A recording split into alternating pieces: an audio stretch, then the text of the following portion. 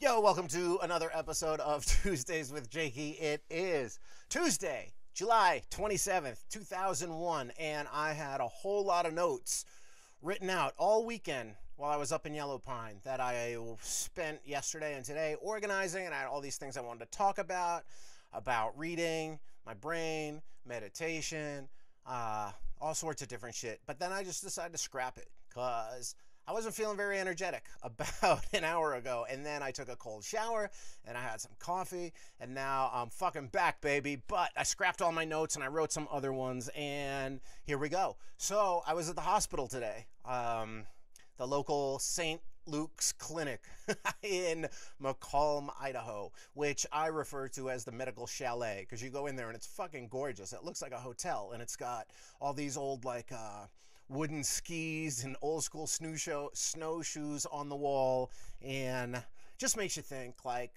how much money do they spend in these fucking hospitals to make them look nice? I remember when I grew up and going to hospitals, they did not look nice. I mean, they looked fine, and that's kind of what hospitals should look like, right? A hospital's not supposed to be a resort, is it? I guess it does feel kind of nice, but I was at the hospital today for my knee. My left knee, which I hurt and I touched upon last week, and it's still not feeling better.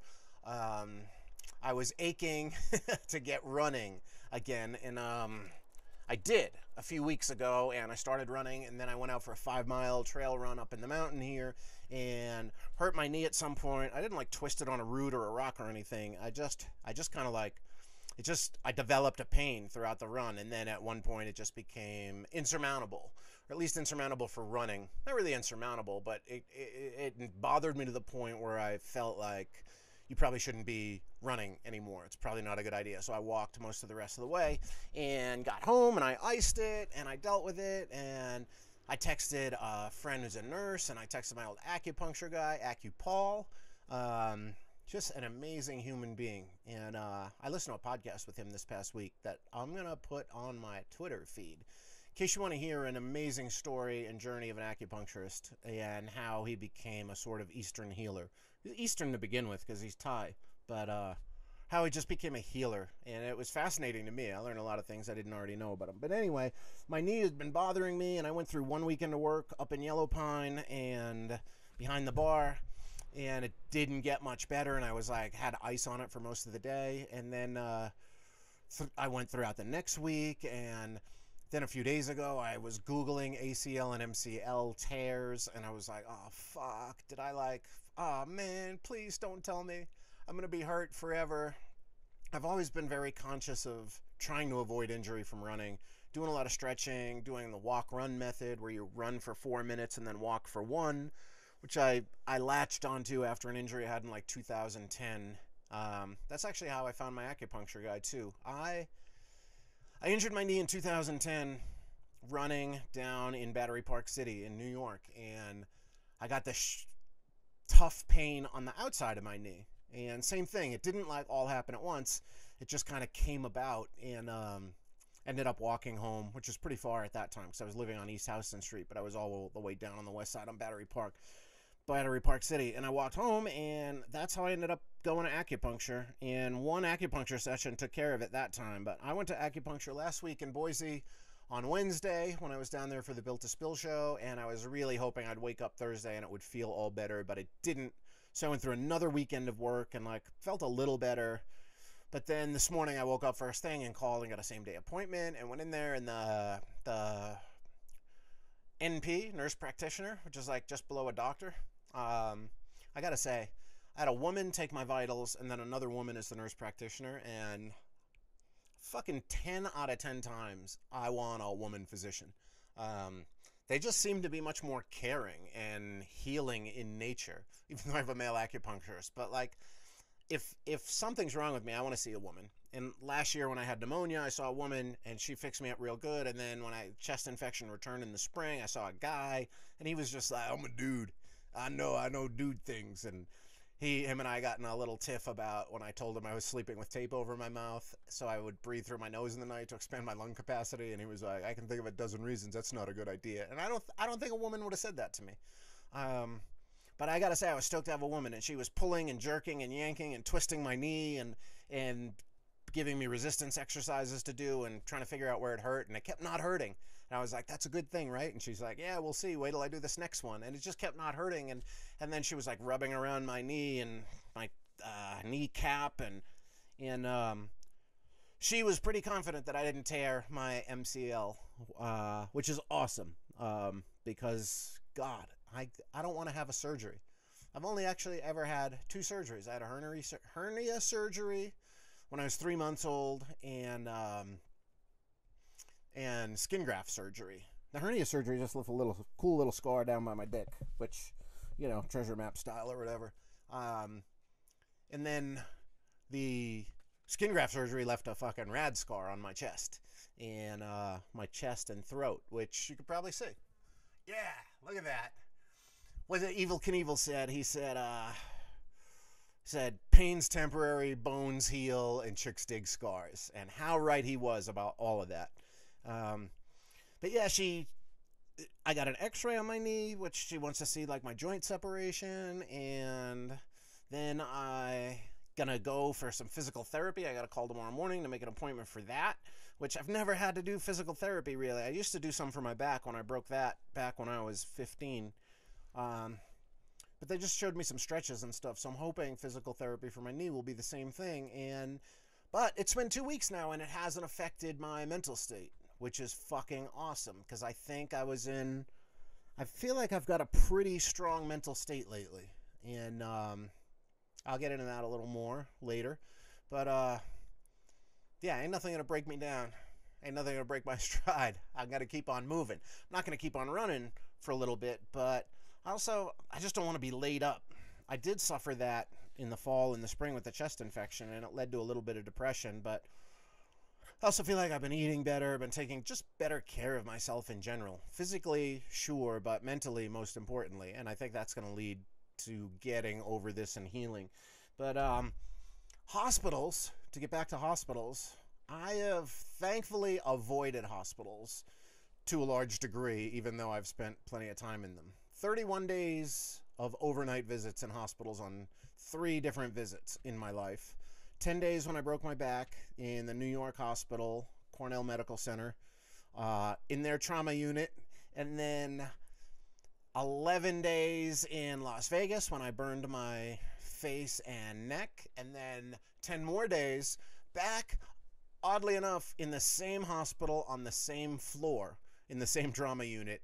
That was 10 years, almost 10 years and like 2 months separated. And I was like, oh my God. When I got wheeled up into the hospital, I didn't know what was going on. But when I finally got out of my bed to walk around, I was like, I remember this place. And the nurses they got quite a laugh out of that, because I was like, oh, it's good to be back home. And since then, I've only had, I guess, 1 visit to a hospital. When I fell down the stairs at the Mercury Lounge on my birthday, those downstairs stairs, and I kind of slid down, probably looked like a Benny Hill routine or something, but I slid down on the side of my hip and ended up the next day with like a softball size growth in my hip that I ended up getting an MRI for, and didn't spend the night, but spent like probably 14 hours in the Bellevue emergency room where the crazy people go. How fitting that was, and prescient. But then I went to a hospital again in, I think, 2010 in England, on tour with Tragedy. And I remember I stage dove during one of our songs, and some fucking guy grabbed me around the throat like in a headlock. I'm pretty sure to this day that he was just trying to, like, you know, yeah, matey, or whatever. But he ended up bruising my trachea, and I had to go to one of those UK hospitals. So I got there at like midnight, and I think I finally got out of there at like 6 a.m. I went right after the show, and they were like, well, you just need to, you should rest your voice, you know, for a long time. You shouldn't be talking or anything. And I was like, well, I got to be on stage and singing and yelling and talking to the crowd and all that kind of stuff. And they were like, that's not a good idea. But I toughed my way through that. And when I hurt my knee, I was also leading a Tragedy tour.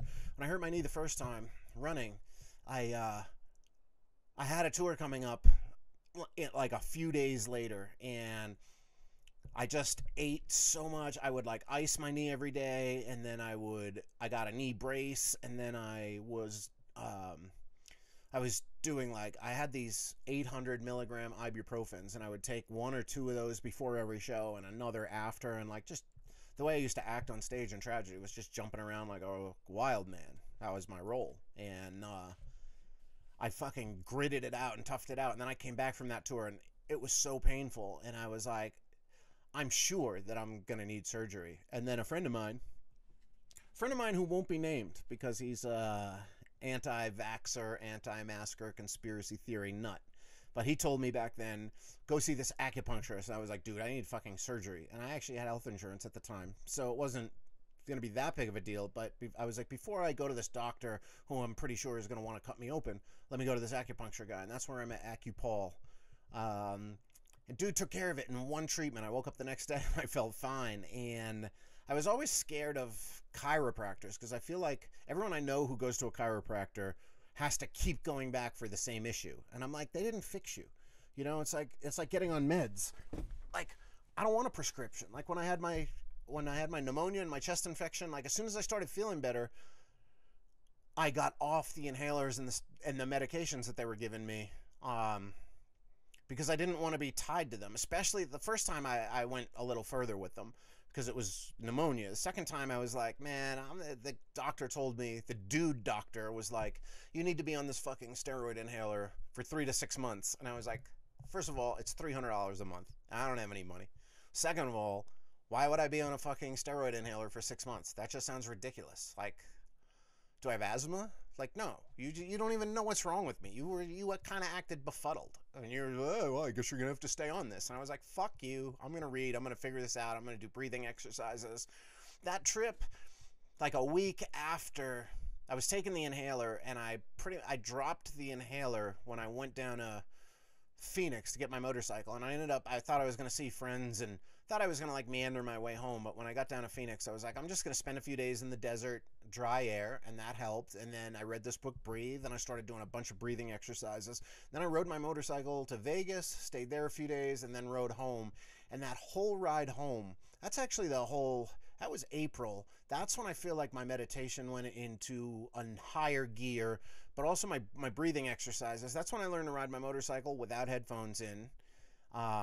I rode over 1,000 miles with no headphones, no external stimulation, and was just doing breathing exercises, which become meditative. And one of the ways people will tell you that to meditate is to just focus on your breathing. And obviously, couldn't close my eyes when I was riding my motorcycle, but I was just breathing and doing box breaths, which is you breathe in for a count of 4, hold for a count of 4, out for a count of 4, hold for a count of 4.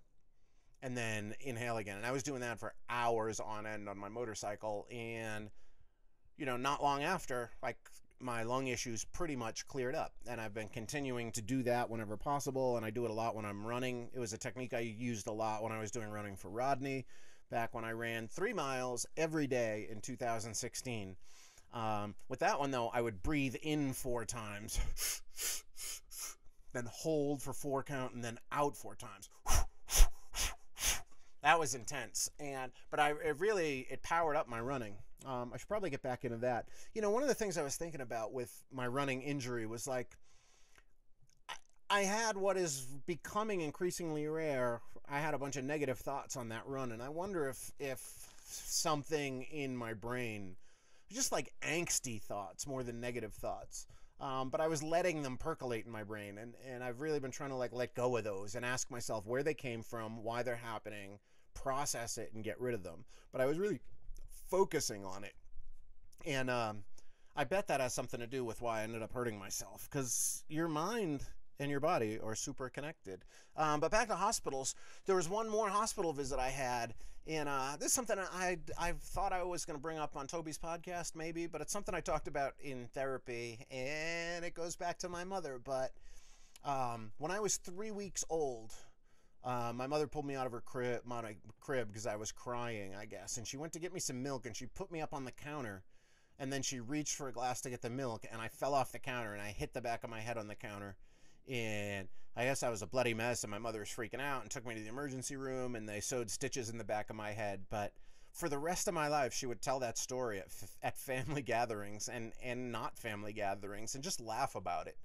And I never really thought much about it until I ended up in treatment in Florida. And in group therapy, there was a mother issue day or something, and I brought that up, and the looks on everyone's faces in the room when I told them that she would tell that story over and over and laugh about it like it was just a funny thing. Obviously, for her, it was some sort of defense mechanism, and it was like her way to sort of process it, I guess.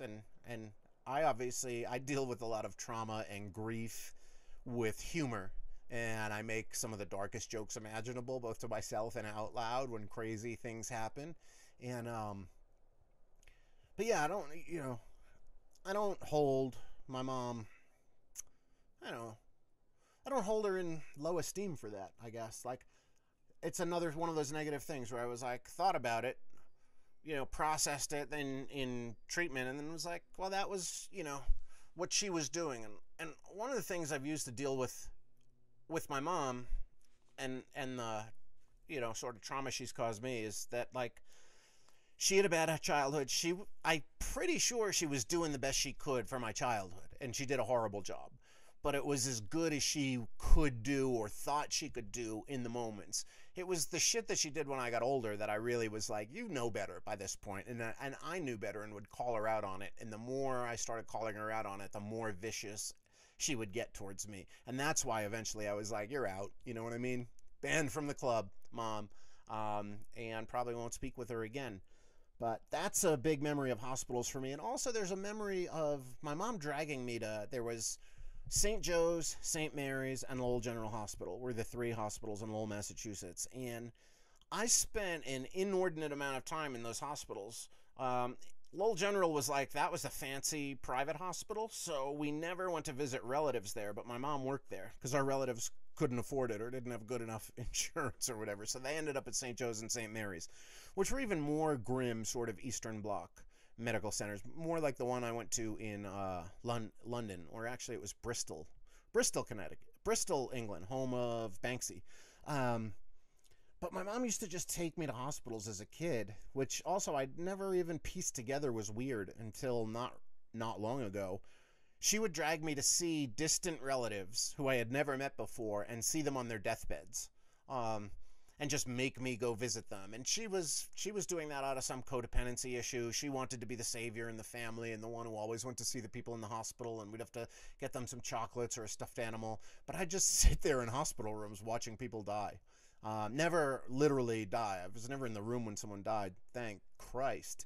But I'm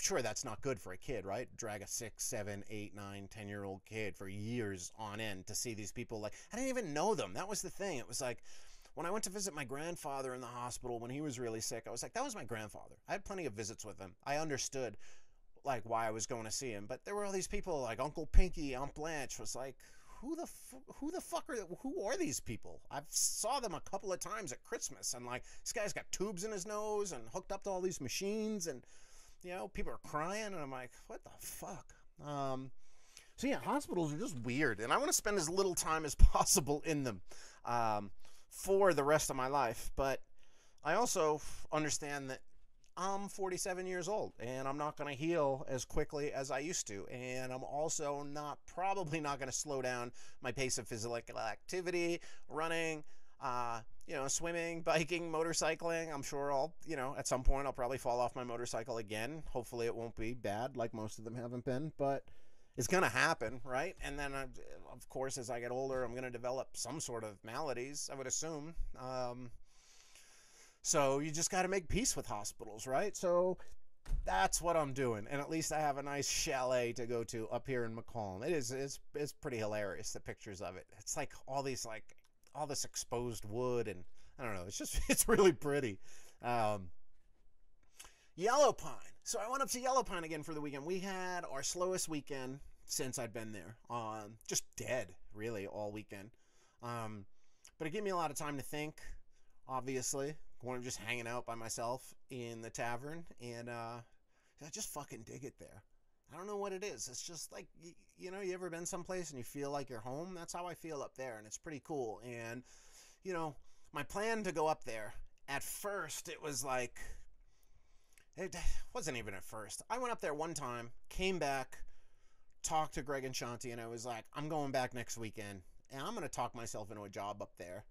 And I didn't want to say to Greg and Shanti at the time, I didn't want to say, like, I have a feeling I'm going to end up living there. But they fucking picked up on it without me even having to say it. And Greg was like, how fucking cool would it be if, like, you found a place to live up there and, like, Yellow Pine became your base? And he was so sweet because he was like, you'll always have a base in McCall no matter what. And, like, maybe you'll go up there and maybe you'll find a piece of land that you want to build a cabin on. And maybe you put a trailer up there and it takes you time to build a cabin and you can't live there in the winter. Then you come live here in the winters and spend the summers in Yellow Pine. Like, you'll always have a base here on the McCall pound. And, I was just like, man, you guys fucking read minds. That's like, you know, it's wonderful in life to have people that you just connect with so easily and that you can vibe with. And I always knew I vibed with Greg and Shanti over the years, putting on Greg's shows with the Bouncing Souls. And I always loved my interactions with Shanti, and I put on all their solo shows, Greg's and Shanti's, and Playdate, which is the children's music thing they have. And, but like just living up here and getting to know them, they're just such a wonderful couple and support network, and just like grown to be extra super close friends. And it was just funny the way they were like, they saw it without me even having to say it. And then I was like, that's exactly what I'm thinking. And it's kind of working according to plan. Because the thing about up there is it's a closed community. There's no land on the outskirts of town because it's all inside of a national forest. So there's very limited land and property available. And already I've got a somewhat offer to live there for the winter in the apartment above the bar, which would be like The Shining, and another couple offered to let me stay in their spare cabin next weekend, the weekend after this one that's coming for Harmonica Fest. And I'm like, I have a pretty good feeling that like things are going to end up going my way and I'm going to end up a permanent resident of Yellow Pine, Idaho. And I mean, how could they not want me there? I was sworn in this weekend as a member of the Yellow Pine Volunteer Fire Department, which is a trip. I guess I'm a fireman. Kind of, not really. But I had to sign this whole form to become a member of the fire department. And then I went to my first training Sunday morning at 9 a.m. And it's pretty funny. There's a fire station house that has 2 fire trucks and like a super mega quad, one of those Dominator things called a side-by-side, but it's like those golf carts on steroids with the big knobby tires and all that looks kind of like a Baja racer. So they have 2 fire trucks in that. One of the fire trucks is not working. The other one, they're all like secondhand fire trucks because Yellow Pine's not a real town. It's an unincorporated community, they call it. And so it doesn't have a mayor, doesn't have police, which is pretty rad. It doesn't have a fire department, but the town raised a bunch of money, and I found out the real reason was that if there is a volunteer fire department in town, an official one that's sanctioned by the state, then it helps everybody on their property taxes. And for a week I was thinking about it, and because Lorin at the tavern told me, well, you're gonna have to sign these forms to make it official. They didn't really swear me in, but signing it was pretty much it. I would have liked to hold my hand on a Bible and like, I swear to run directly into a forest fire to save this community. But so all week I started stressing about it though, because I was like, first of all, I don't know any first thing about forest fires, and I'm sure the fucking people in town don't know the first thing about fucking forest fires, but we live in the middle of a forest where there's actually a fire going on right now. We're not super far from the Dixie Forest, which is raging out of control in a little north of us in central Idaho.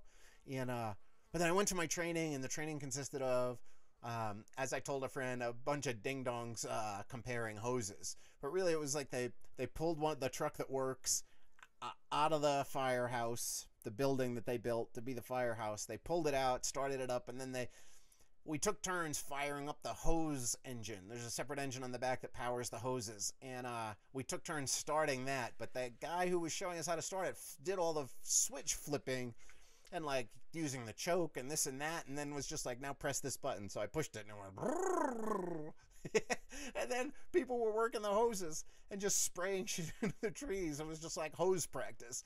And then after a little while, Doug, Lorin's boyfriend, was like, you know how to use that hose? You know how that hose works? And I was like, I think I have a pretty good idea of it. I'm watching the other people do it. He's like, I think you need to give it a try yourself. So I went over. It's like a garden hose. It's got a nozzle. You twist it one way, the spray gets wide, and you twist it the other way, and it gets super tight, and you can spray it further and higher up into the trees. And the big lesson was, do not spray the power lines. So I just sprayed the water around for a while, and like oddly resisted the urge to put it between my legs and pretend it was my tallywhacker, my water spewing tallywhacker. I don't know how I resisted that urge. I didn't even think of it. Fucking shame on me. Am I growing up? Fuck, I hope not. But yeah, that was the whole training, and then I just went back to the tavern and finished out breakfast. And but now I guess I'm becoming further and further a member of the community. And I went to another party this weekend, Saturday night, after the tavern closed. I went to the Christmas in July party at Ann and Jeff's house, who are a pretty rad couple. I like them a lot. I'm really kind of digging their vibe. Ann was a former supermoto motorcycle racer, apparently a national champion. She's bashful, but someone else told me she was. And she, when they were like, she wasn't just a racer, she was been the national champion multiple times, and she just kind of like nodded her head. And you know, I dig it, people like that. Like if she had just come out and said, well, actually I was a national champion, I'd be like, fuck you. I don't, you know what I mean? Like certain things you just don't say about yourself until you like know someone well, obviously, and then you brag. But like you just don't tell someone that out of the blue. But yeah, I'm fucking digging it up there. I hope someone comes to visit. Is anyone coming to visit? Max Dawson says he's coming to visit. Johnny Pacalolo says he's coming to visit. A couple of friends from Boise say they're coming to visit. Like, let's see, who's going to be first? Because like there's been tons of places I've spent a lot of time and wouldn't care if people visited or not, but this is pretty singular, and it also feels pretty real. But you know, I don't think many people have or would spend much time in a town like this. But I told a friend recently, a couple of weeks ago, I was like, don't ever say I don't live my gimmick, you know, like, and what I meant by that, I think it was that, like, I think I probably spent some time, I don't know really though, like, I'm sure there's some things I've done to just like, cause I thought it would be cool to be able to say I did them. But a lot of the crazy things I've gotten into, like spending all that time in Botswana and, you know, just moving around and like all the camping I did last year, and just like most of that shit is just for me. And Yellow Pine is just for me. Obviously, I love sharing it, but I'm not doing this because I think there's a story in it, though there is going to be a story in it. I'm taking copious notes, and I'm sure I'm going to write about it one day. But if I wasn't stoked to be there, I would split. And someone asked me the other day, do you think the novelty is going to wear off? And I was like, you know what? It might. It totally might. And if it does, it will. But if it doesn't, it won't. And right now, it's not wearing off. And even if it does wear off, like every week I get up there, I'm fucking pumped. And I walk into that tavern and I get ready to start my little shift. And I'm like, this is fucking rad. This is so cool. And I know I talked about this last week, but like, it's just cool. I was saying last week that it's cool to be in service to something and someone, and I think I've always kind of believed in that. I think to a point I felt like I was in service to the live music community in New York, and obviously like putting on shows, which I've equated many times to religious experiences. Like a rock show is a lot like a church. You know, you got a stage, you got a banner, which is like the band's banner, or their equipment is almost like the cross and the pulpit on top of the stage, and then the band comes out and everybody's facing them and worshiping them and chanting and clapping, and it's a very religious experience.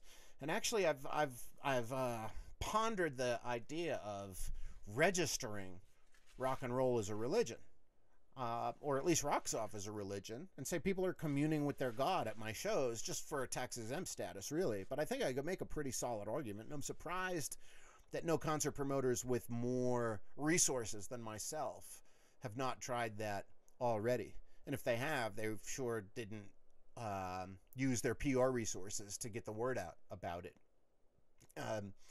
But like more than being in service, like, and I also found myself in service to Rodney for many years, for I guess probably fucking 17, 18 years. I looked after that kid like he was my own, like he was my brother, but like he was my son. I kind of looked out for him more like he was my son, and that felt great. And I became a bit untethered after he passed away, obviously. And I don't know if I've talked about this before. I wasn't planning on it, but today's podcast is all about winging it. But one of the things that really snapped me, like I've said that when Dick Dale died, then I really snapped. And that was the time when that was the moment where I was like, that's it, I'm fucking killing myself. Like, I'm doing it. Like, but you don't get to that point. You don't leap to that point, right? You shuffle up to it. And when Rodney passed away, that was a heartbreaker, and I dealt with that by running every day for that year. And that was how I was processing that grief and trauma. And then all that running ended at the same time that I moved back to New York from London. And God, how a crazy week. Because I moved back to New York, but I also went to Thailand for Christmas and New Year's. And from Thailand, it's just that week I flew like between London, New York, and Thailand. Like, I think I was in London, flew to New York, flew back to London, flew to Thailand, flew back to New York, flew to London, back to New York. It was crazy. And I ended up, I don't know if have I talked about this before, but I ended up using Xanax on all those flights to try to sleep and adjust my sleep schedule. And by the time I finally got back to New York and was like settled there, I ended up going through Xanax withdrawal, not knowing fully for the first like 24 hours that I was in Xanax withdrawal, because I didn't understand that you could get hooked on it that quickly.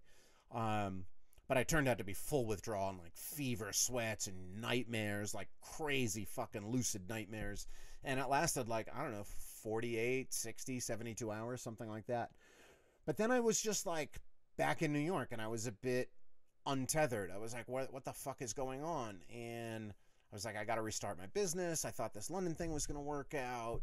And I ended up wondering how I could be in service to the community. Now that Rodney was gone, I didn't have that. And I used to think, people used to ask me all the time, like, do you donate to charity? What charities do you support? And I'm like, I fucking support the Rodney Speed charity, you know? And like, I funded that kid for so long, you know, taking him on trips, concerts, buying him clothes, paying his rent, just giving him cash, like starting his band, funding that, like just so much, that I was like, I'm sorry, but I can't give to, you know, the Sierra Club or whatever the fuck, like whatever charity of the week was hot, because I was spending, you know, thousands upon thousands of dollars a year more on Rodney. And I always liked that better. And I've talked about charities before and how I don't really believe in them. Like, the bigger a charity, the bigger the overhead, how much money is really going to go to the people in need. So I found it very, very cool to donate my time and my resources and my money and activities to Rodney. But then throughout that year, I started looking into Big Brother and Big Sister programs, and I was looking at different mentoring programs, but I realized like Big Brother program was the one I wanted to be in, because I wanted one kid that I could bond with and kind of help mentor and shape in a way.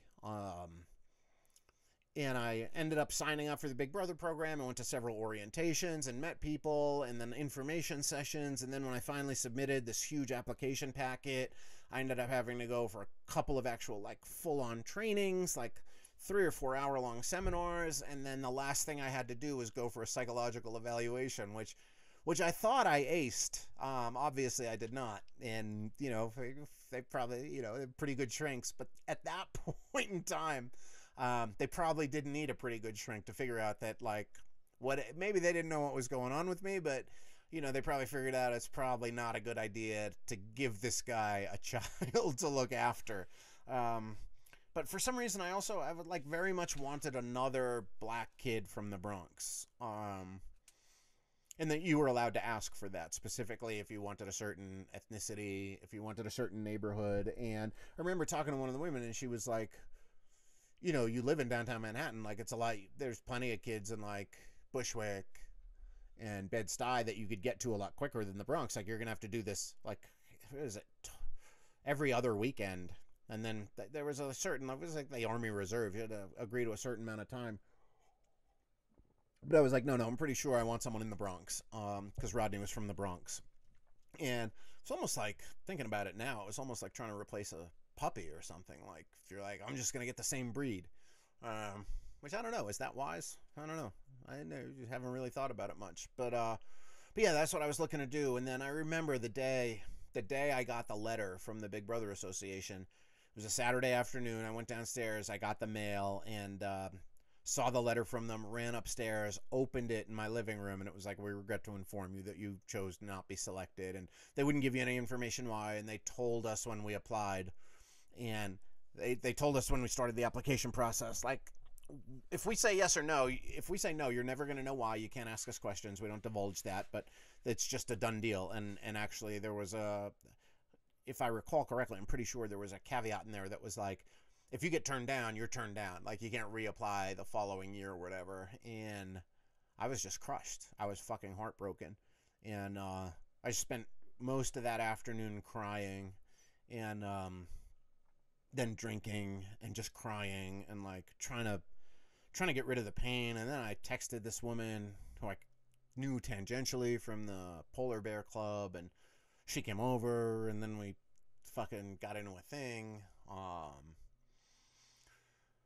which was not a good thing. But like, I just kind of like, I needed, in that situation, I sort of needed someone else to help make me whole.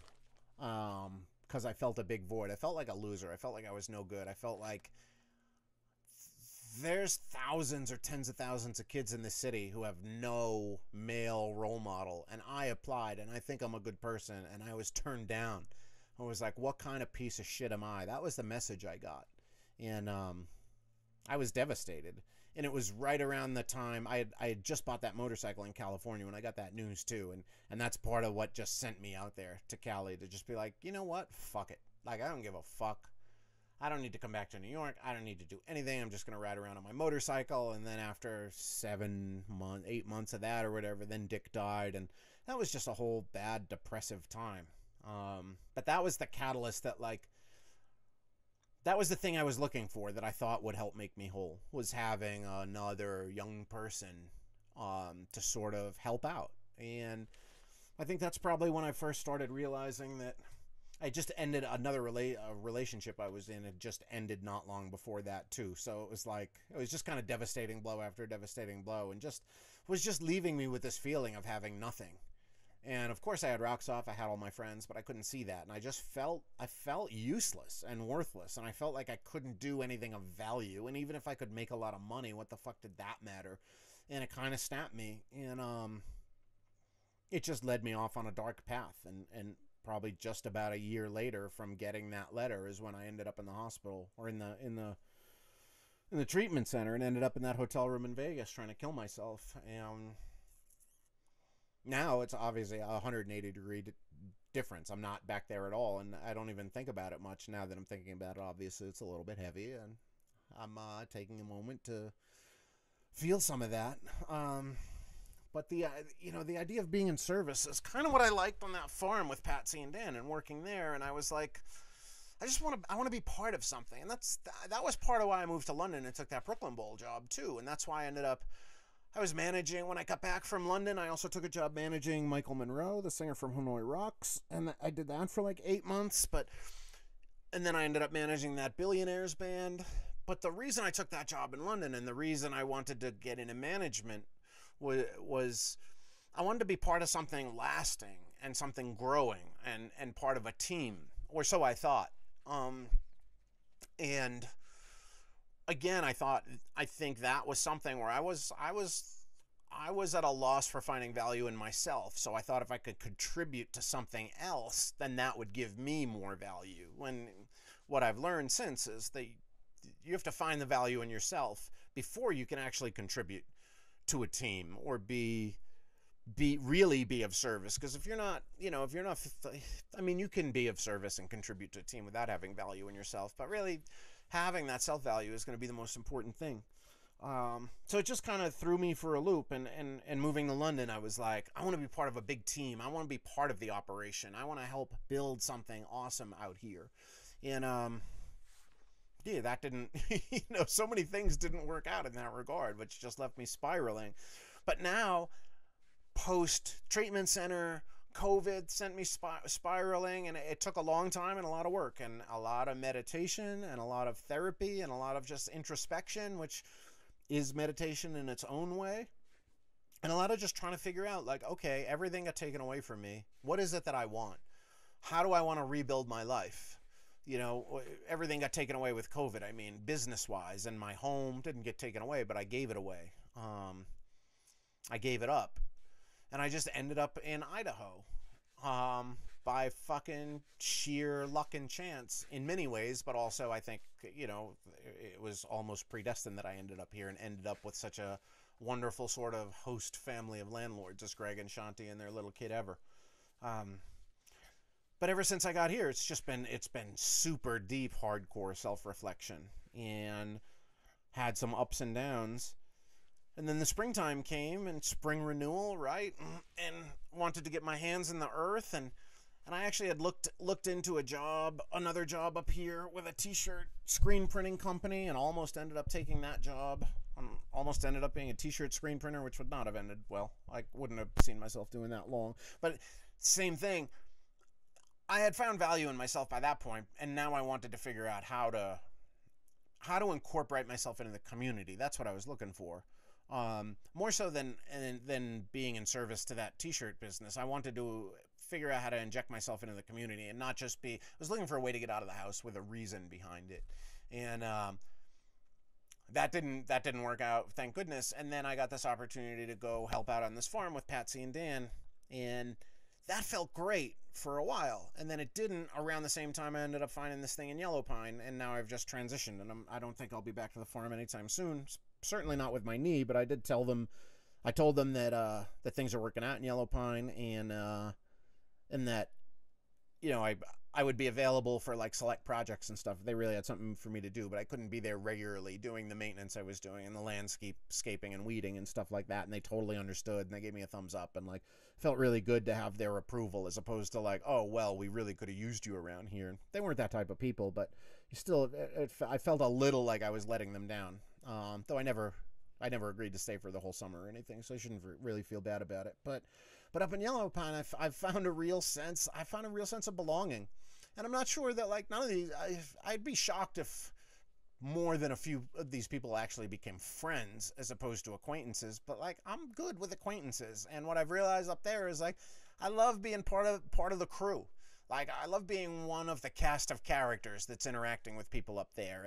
And the idea of being in service and, like, making people's mealtime better, I love all of that, and I love being the witty, quippy bartender, which turns out I'm fucking phenomenal at, which is no surprise, and just one-liner after one-liner. And like I told some folks recently, I was like, it's basically just an 8-hour stand-up comedy routine every time I'm behind the bar, and I love it. And like, you never know what question someone's gonna throw at you, and the fucking things just come out of my mouth, and it's like, I love being reconnected to that, because I didn't talk much for a long time up here, and like obviously haven't seen many people even in New York during COVID.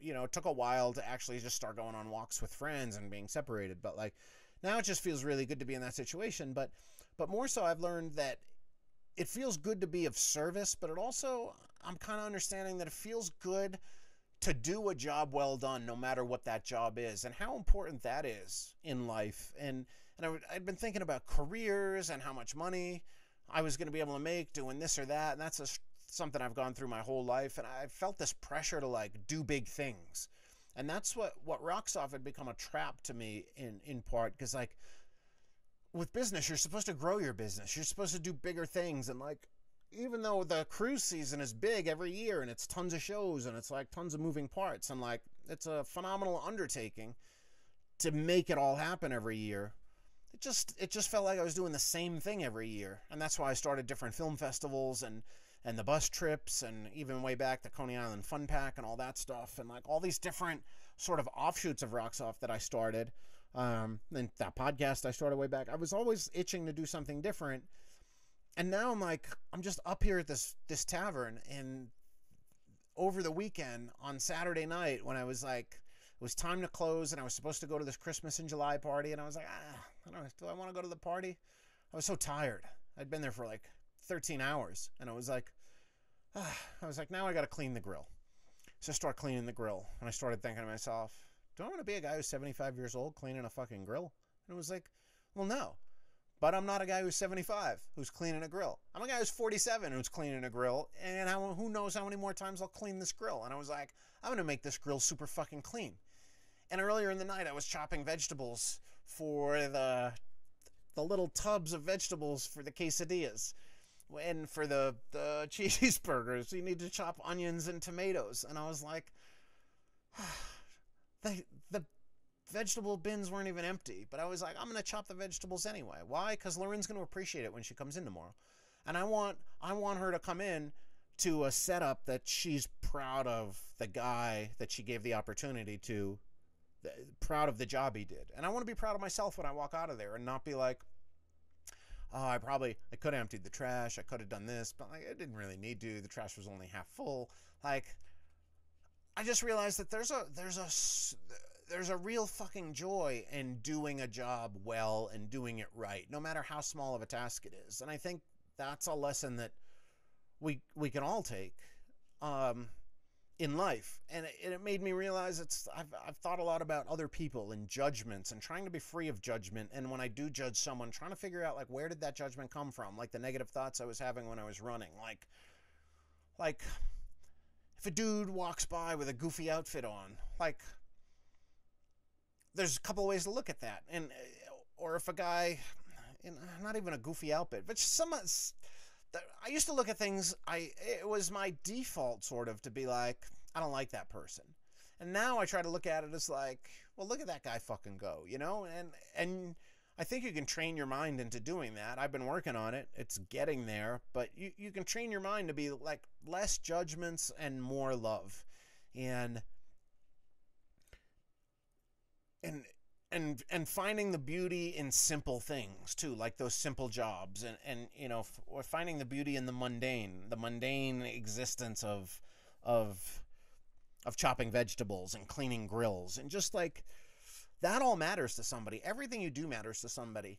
And like, I think it's important to think to yourself at the end of every day, like the end of every day, to say, did I make someone's life better today in any sort of way?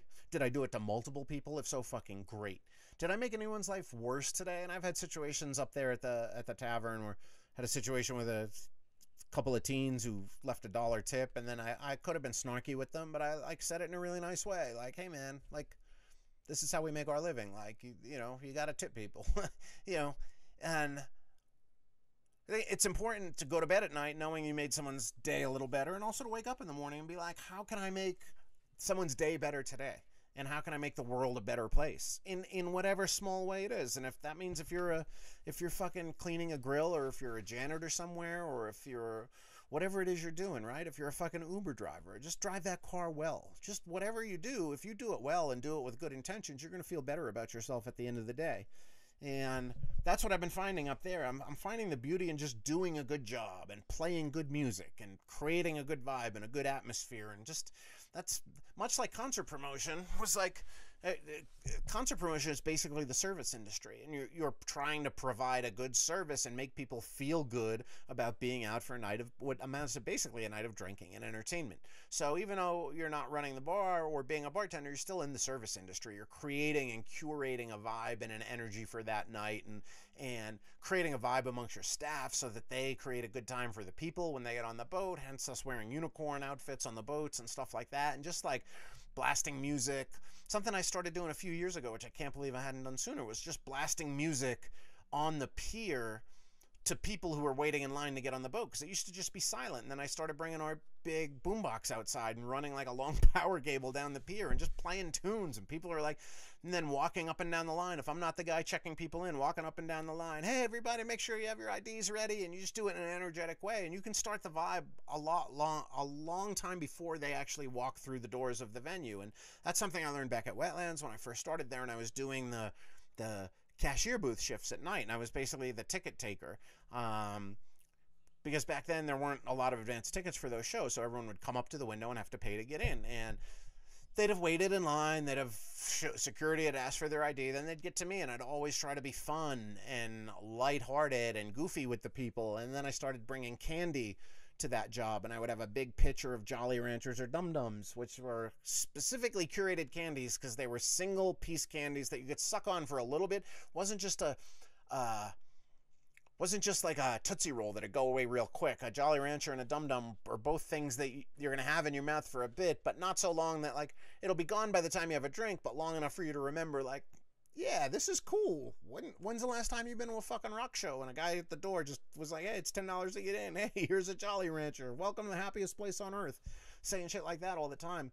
And so what I'm doing now isn't completely different from that. People come in. I greet every customer as soon as they come in. Hey, guys, how's it doing? Where'd you come in from? All that kind of shit. And like, oh, what are you riding on? You got motorcycles? You got side-by-sides? You in a pickup truck? And just being a friendly, genial dude, I think makes people's experience at that tavern better. And like, to me, it honestly doesn't matter now if I'm doing that for, 40 people a day or, 60 or whatever it is that come through that place. Not a lot.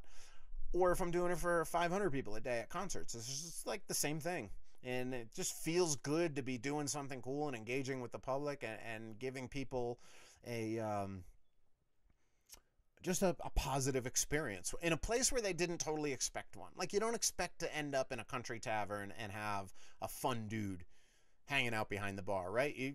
They probably expect it to just be like everything to be fine, and hopefully they have a good jukebox, or hopefully they have some okay, halfway decent music playing. But like, I want all of that shit to happen, and I want their fucking food to taste good, and I want to make them a fucking fantastic burger, and I have that intention when I make them most of the time. Every now and then I'm like, I don't give a fuck about this guy's burger. But it's also, that's meeting energy with energy, right? And you can't give great energy to everybody. Nobody can be happy all the time, though somebody has to be, right? Somebody in this world has to be happy all the time, and I'm trying to figure out how I can be that guy. Like, maybe that's my role in the world, is just to be a guy that runs around spreading happiness, kind of like Judah Friedlander in that old Dave Matthews video where he's just hugging people. That'd be a good, that's a good thing to aspire to. I'm gonna be nicer even to the dicks next weekend, and hopefully in weekends leading towards that. But one of the things this weekend did, though, without having many customers, like a serious drought of customers, I think because the road between McCall and Yellow Pine was closed, which led to one very funny interaction. This was one group of side-by-side guys came up, and I was like, hey, how's it going? What'd you guys come in on? And there was like 11 of them, and one guy came in and he slapped $60 on the bar. He's like, I'm going to take care of the whole first round of everybody. There's going to be 11 of us. And I was like, or he put $40 down, and I was like, okay, but it's going to take a bit more money than that if there are 11 of you, dude. And then he gave me another 20, and I was like, all right, that should be enough to get us started. And I started talking, and they were like, I was like, oh, where'd you come from? They were like, McCall. And I was like, yeah, so how'd you get here? I knew you didn't come on Lick Creek because the Xena Creek Bridge was closed. And there's a Xena Creek Ranch right there that this old dude named Jim Atkins owns, who I like. He's about 147 years old and probably about to die. Is about to die. His heart's about to go on him. And I overheard someone say the other day he had congestive heart failure. And I just kind of chuckled. But I tried not to judge, but I did chuckle. And just on his wording, not on the condition, the congenitive. I'm pretty sure that's what it is, but maybe I'm the one who needs to be laughed at, which is often the case. But these guys were saying, like, they're like, yeah, we came up from McCall, and they're like, yeah, and then Xena Creek was closed, and that Xena Creek Ranch, those people are not nice. And I was like, why? Well, what wasn't nice about them? And they were like, we went onto their property very respectfully. We parked and walked onto the property, and we asked one of the guys, hey, we give you $200 to use your private bridge that we can see on the backside of your property that they use to get across the creek on their construction equipment, whatever you have at a ranch. I know they have like a backhoe and stuff like that. I've seen it when I've ridden by.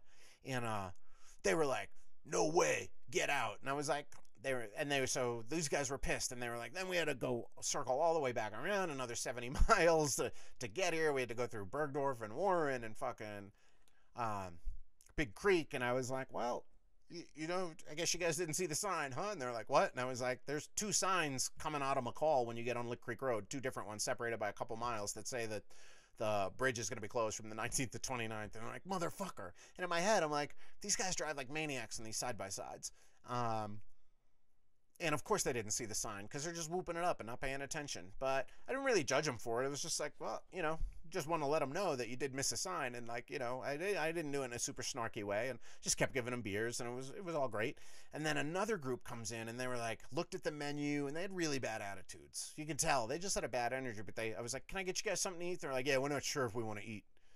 And I was like, okay, you want to take a look at the menu? Actually, we want to eat at Big Creek Lodge. I was like, okay, cool, go eat at Big Creek Lodge. Yeah, but is Big Creek Lodge open? Like, I don't know. Yeah, I think so. Like, the owner was in here last week. Yeah, I think everything's fine. And guy goes, I heard maybe you need to make reservations. Call ahead if you want to eat lunch there. Do you know if that's true? And I was like, does the sign outside say fucking Big Creek Lodge? Like, I don't know. I'm not Google. I'm not Yelp. I don't keep their business hours. I don't know what's up. Why don't you call them? And he was like, oh. And they left. The whole crew of them left. And there was like 6 of them. And then they left, and like a half an hour later, they came back in, and the other crew of side-by-siders were still in there. And then 2 of them came in, and one went into the bathroom, and I was like, oh, you're back. And he's like, oh, yeah. I was like, I thought you were going to Big Creek. Yeah, we started going up there, and then we said, fuck it, we're going to go down to Deadwood Reservoir. And I was like, all right, well, if you need something to eat, though, there's nothing between here and Deadwood Reservoir, and I don't even think there's any food down there. So, like, it's going to be a while before you eat. So you might want to get something to eat.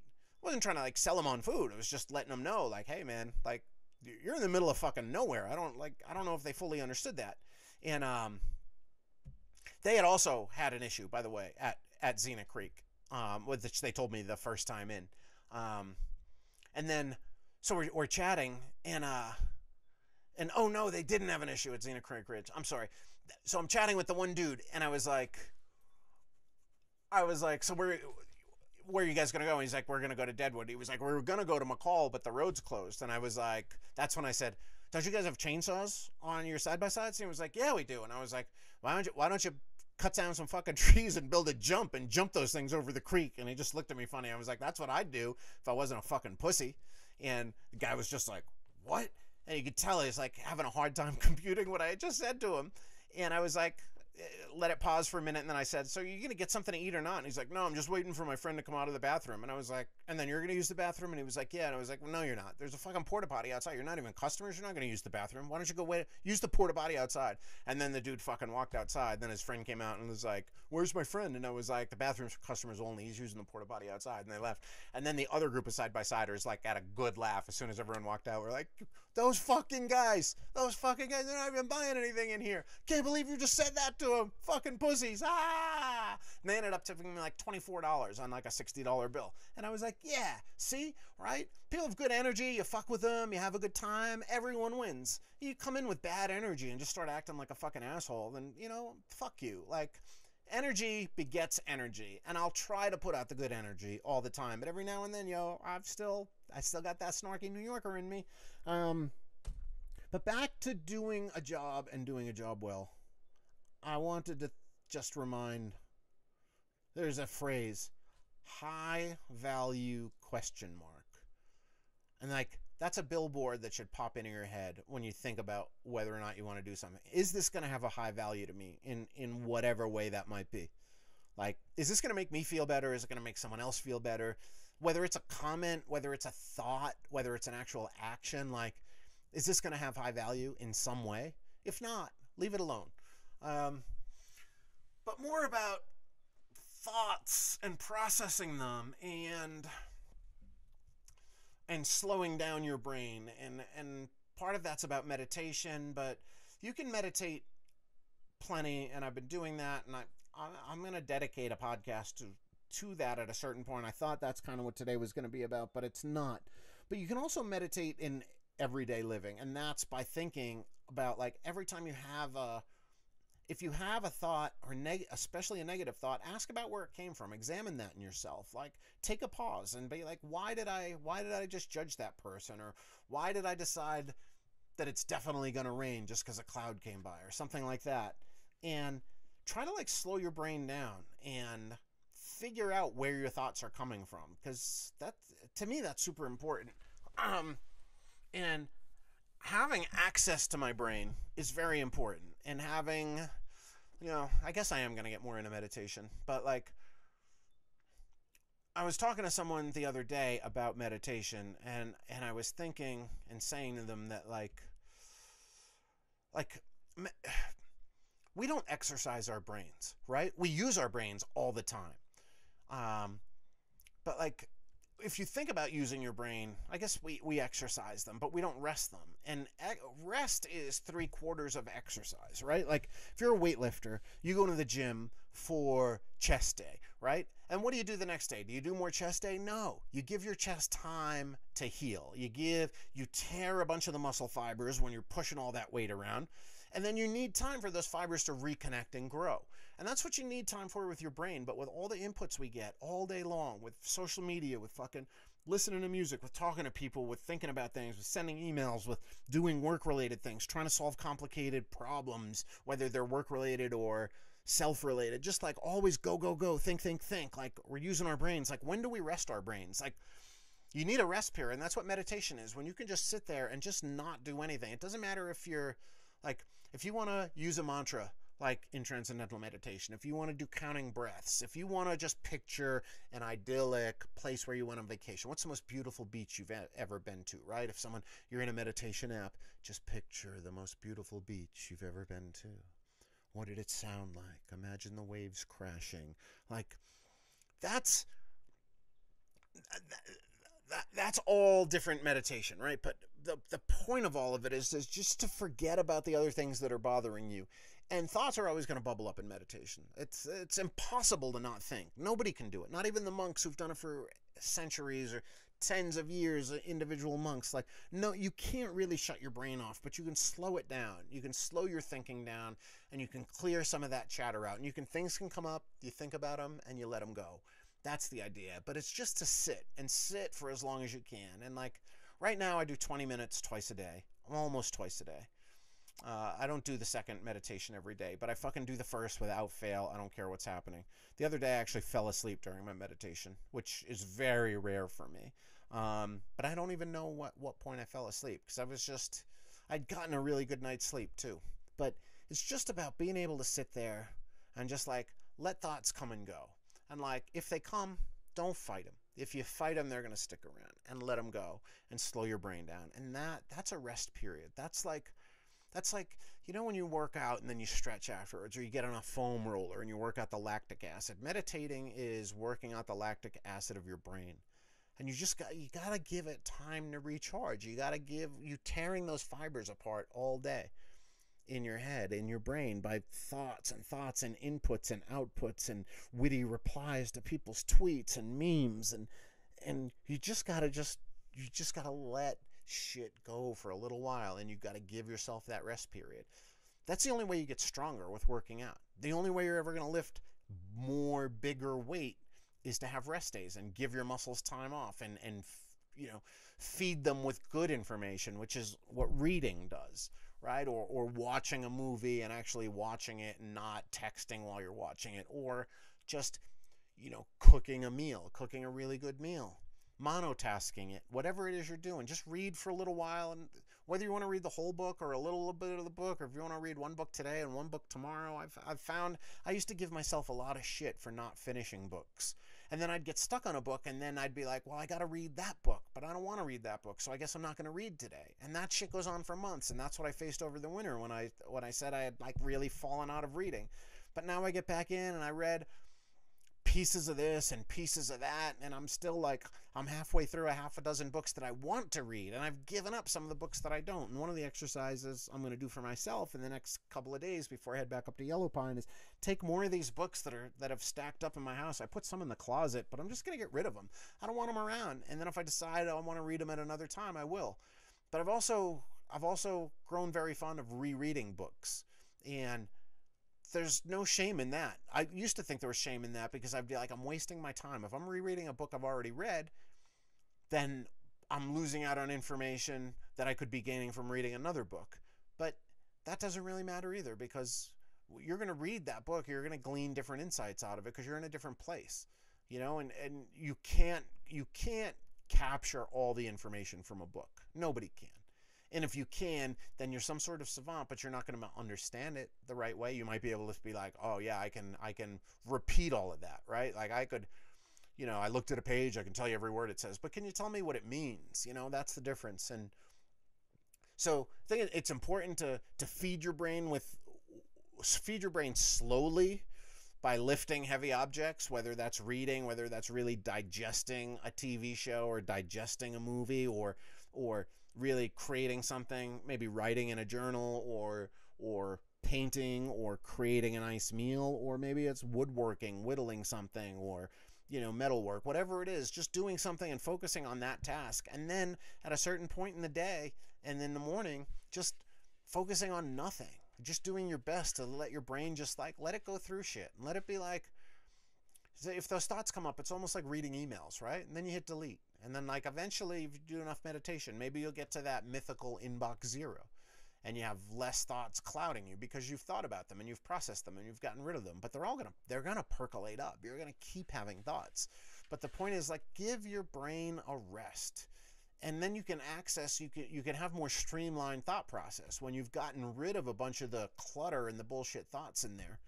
And now that's leading me to think about meds, because someone asked me very recently, a friend was like, did you take meds when you were in treatment? And like, if so, you want to tell me about them? And I was like, I didn't. And here's what happened. So I showed up in Florida fucking zonked out, right? I was just like, I had kind of lost my mind. I had been actively trying to kill myself for 3 weeks, cut off from all communication from the outside world, from all of my friends. I had literally locked my laptop and my cell phone in the fucking safe. I turned them off and locked them in the hotel room safe. I didn't want to even see them. I didn't want to think about anything else. I was watching a little TV. I was just staring at the fucking ceiling, just contemplating on how I was going to kill myself. Every night I would walk down into the casino, get some food. Sometimes I was going to shows. I went to a bunch of different shows during that time, just to try to distract myself from wanting to kill myself, and also just trying to find anything that would make me not want to kill myself, really, is what I was at. So by the time I ended up getting to the fucking Florida, I was just like, I didn't know which way was up. I was scared. I was nervous. I was going to this treatment center. I was basically being committed to it. I mean, I could have walked out at any time, but like, walk where, right? I was in the middle of nowhere in Ocala, Florida. Like, no one was going to come pick me up. Like, had to give, when I showed up there, they took my credit card, they took my passport, they took my cash, like, they stashed that away in their own safe. So I wasn't really locked up, and I was told that, like, if you do want to leave, we'll give you your shit back, but they take that away from you so you don't just sprint out and they don't want you to just disappear in the middle of the day. I think the idea was like, they'll evaluate you and make sure that you're not going to be a danger to yourself or others. But so I wasn't really committed, but I knew I was going to be there for 30 days, and having only been to one therapy session one time, or so I thought, turned out that all that acupuncture I had done with Paul and all that talking that we used to do before acupuncture was really therapy. And I figured that out once I was in that treatment center. And I remember the first time I went to see Paul after that and told him where I'd been, I was like, I didn't realize that all these years what you and I were doing was therapy. And he was like, yeah, it was. So he just kind of had a little smile on his face. But I was so scared and I was so fucked up. And I ended up being there for like 36 hours before they brought me over to the big house, and the general population, or, that's not what they called it. They called it the main house or the big house. But there was an intake center, and what that intake center was staffed by nurses 24 hours a day, and they'd monitor your vitals, and really it was for people who were coming in with drug addictions and making sure that they weren't at risk, like that they were done detoxing, whether it was alcoholics or opiate cases, that they wanted to get them through the rough patch and get them evened out, I guess is the term. But I was in there for 36 hours, 48 hours, something like that. It was a couple of days before they wanted to send me out, and there was just like an adjustment period. I did show up drunk, but I wasn't like detoxing from alcohol. I was just detoxing from that night, the night before, the plane ride there, really. The night before, I hadn't drank at all. I was staying at Toby's house, and even the night before that, I didn't drink much, and even most nights before that, I wasn't drunk much while I was in Vegas. But yeah, I was just like kind of zonked and just trying to like wrap my head around the fact that I was here and I was like in this room and I could look out the window and I could only see one view. There was only one window in the room, and it felt like the Twilight Zone. I'm like, holy fuck, I'm not dead. I didn't kill myself. I'm in this fucking weird place. and they sent in a woman named D. They sent in Kelly Benedict, who was my one-on-one counselor. They sent her in to say hi to me, like right when not long after I got there, and she was like, "Hey, today's my Friday." Forget what day of the week it was, but she was like, this is my Friday. My shift is about to end, but I wanted to say hi to you, and I'm going to be your one-on-one therapist while you're here. But another therapist is going to come in and do an evaluation and sort of just ask you a bunch of questions to put in your file, and I'll see you in a few days when I finish up with my weekend. So I was like, okay. And then the nurses kept coming in. They kept like taking my blood pressure, kept taking my temperature. They drew my blood multiple times for God knows whatever tests they were doing. It turned out they were doing all this blood work, and they were doing drug tests and STD tests and just regular blood work and who knows what else. It was all part of the intake process. And then on the second day, on the second full day I was in there, the day before I got sent over to the big house, they were like, "Hey, we want you to meet with so-and-so." They called him Dr. something. He was the psychiatrist, and he was the guy who would prescribe you your meds. And his assistant came in, and I went into her room, and we started talking, and she was like, "How you feeling about this?" And Dee had already come in, and she was like, "Were you taking, what drugs have you taken lately? Like in the past, however long, 2 weeks, have you taken opiates and this and that and acid and blah, blah, blah?" And I was like, a little bit of Adderall. I think I had done some of that, and a little bit, some booze, no weed. And just asking how I was feeling in general. More like, what was your family like life? How long you been suicidal? Just like general psychological questions. But then in the psychiatrist's office, she was like, didn't ask many questions at all. And then she was like, "Have you ever taken antidepressants?" And I was like, "No." And she was like, "Okay, well, do you have a preference between," and she, like Zoloft and another one or whatever. I don't know the names. And she was like, "Do you have a preference between these two?" And I was like, how would I have why the fuck are you asking me that? How would I have a preference? And I was like pretty pissy at this point because I had like people just coming in and talking to me. I was like, "Can I just sleep for a while? I just need some sleep," because I hadn't been sleeping in Vegas. I've been too fucking anxious and depressed and suicidal to sleep. I'm like, "I just want to sleep, just give me a few days to just fucking sleep, and then I'll talk to you people." But she was like insistent. She was like, "Well, okay, then how about Zoloft or whatever?" And I was like, "How about Zoloft what?" And she was like, "We're going to start you off on Zoloft. We'll see how that works." I was like, "What? You're going to start me off on fucking anything? Are you my psychologist? Are you going to be my fucking therapist?" "No, Kelly's my therapist, right? That's the woman who came in here yesterday, and I'm going to see her tomorrow. Like, I'm not fucking taking any pills." And the woman was like, she was a bit taken aback, and I remember her being a little scared because I had my back to the door. She had her back to the wall. And very quickly I was like, like, fuck. Like, I don't want this woman to think I'm like in danger of becoming violent or threatening to her or whatever. So I tried to calm myself down and tell her it, but I was like, "I'm not fucking taking any pills, and certainly not from you. You're not even a fucking psychiatrist. You told me that from the get-go. You don't know anything about me. You didn't ask me any questions about how I'm feeling. You just fucking came in, and within like 2 minutes, you want to fucking tell me which fucking antidepressant I'm going to take? No, I'm not taking anything until I have a meeting with my fucking psychologist, and actually I'm going to have a bunch of meetings with her, and then maybe after a week, she can decide what fucking antidepressant I'm on, or she can meet with the fucking doctor, and then he can tell me, but I'm not taking anything." And she's like, "Ugh." And I just got up and I walked out, and I said to the nurse, "I'm done with this woman." And I went back into my room. And then the nurse came in a little while later. "Oh, I'm sorry, you agitated?" I was like, "You're damn fucking right I'm agitated. First of all, people come in and keep asking me the same questions." And the woman tried to ask me a couple questions too. She's like, "What's your date of birth?" And I was like, "Do your computers not talk to each other? I've already told 4 different people my date of birth." Like, that's kind of how it started. And I was like, I was just so annoyed. But I was like, I'm not going to take any of these fucking drugs. And then the next day, Kelly came back, and I was over at the big house, and we had group therapy. And then I had a meeting with Kelly. She's like, "I heard you had a little bit of an issue with the psychiatrist. And I was like, "That was not the psychiatrist. I didn't see this so-and-so doctor." And I explained to her, I was like, "Look, Kelly, like, you don't know anything about me. I just got here. So you don't even know what my baseline is. So how can anyone tell me what fucking drugs I should be on until they've figured out where I'm at?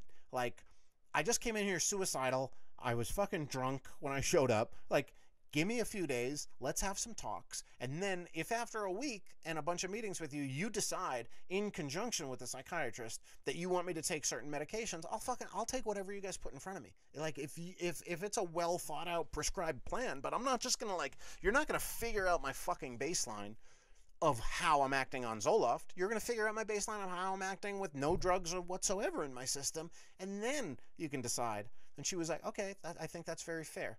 And then, like, 3 or 4 days later, I got a call, not a call, but someone knocked on the door during group therapy. They're like, Jake, come on out here. And I went out, and it was one of the reps from the center. They call them OGs, just kind of like the people making sure everything ran smoothly.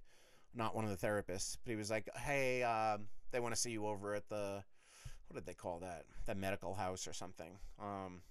They're like, they want to see you over there. And I was like, okay. And that happened to everyone throughout the day. Like, they'd have to go over. People got pulled over quite often for, you got randomly tested for drugs to make sure you hadn't smuggled anything in and that kind of stuff. But also, like, oh, hey, we forgot to give you this med today, or whatever fucking reason. You'd go over there. So I went over there, and they were like, I walked in, and they're like, oh, doctor whatever wants to see you. I still forget his name.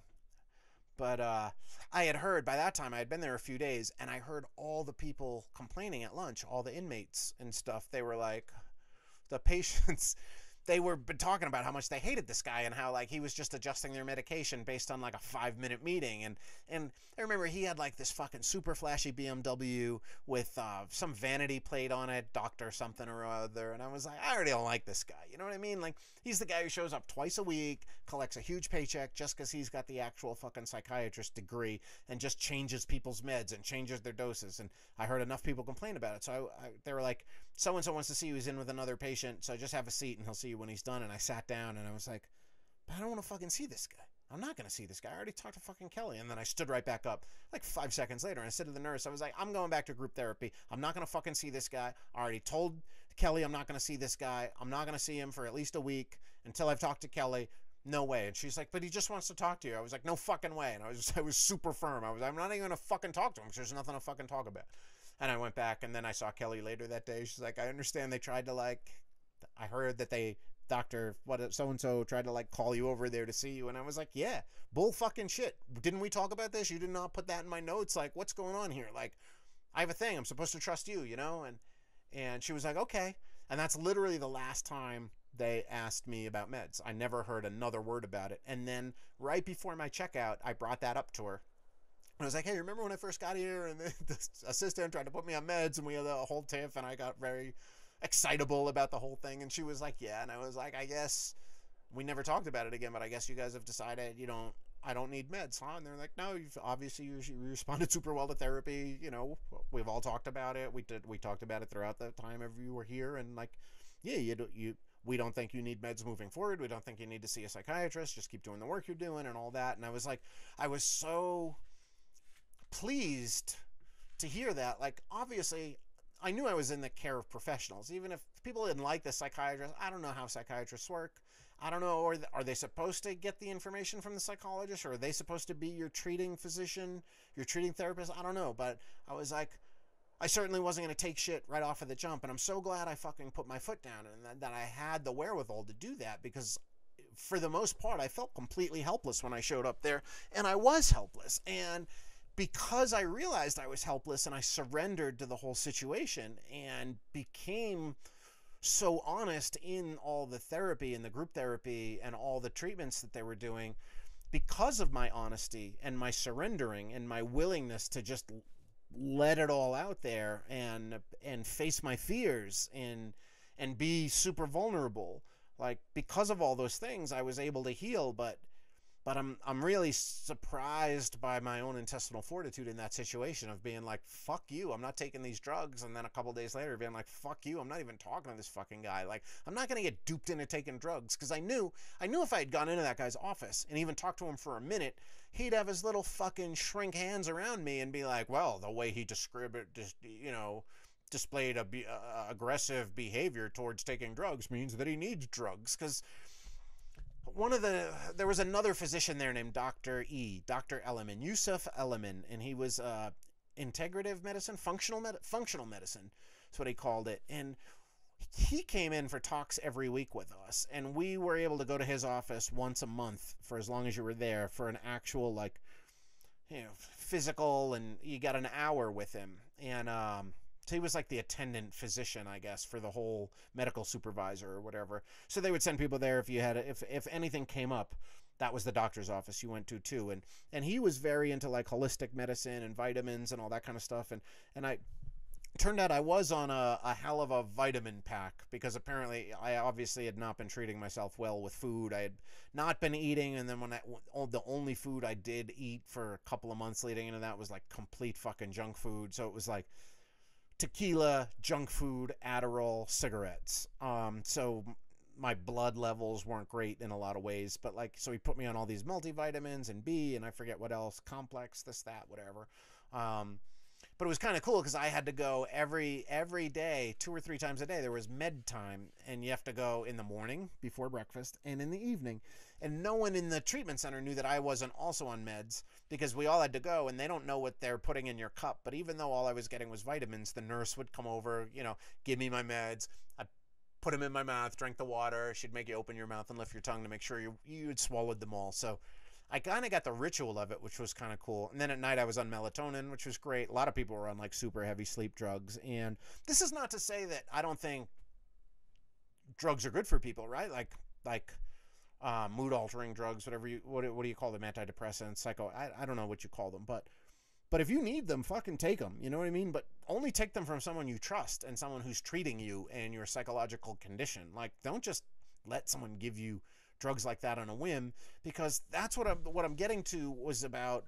I was talking about thinking and processing thoughts, and I didn't want meds because I wanted to make sure I had full access to my brain, and I still want to make sure I have full access to my brain. And that's what all my meditation has been about, is trying to get full access to my brain and getting rid of the crap.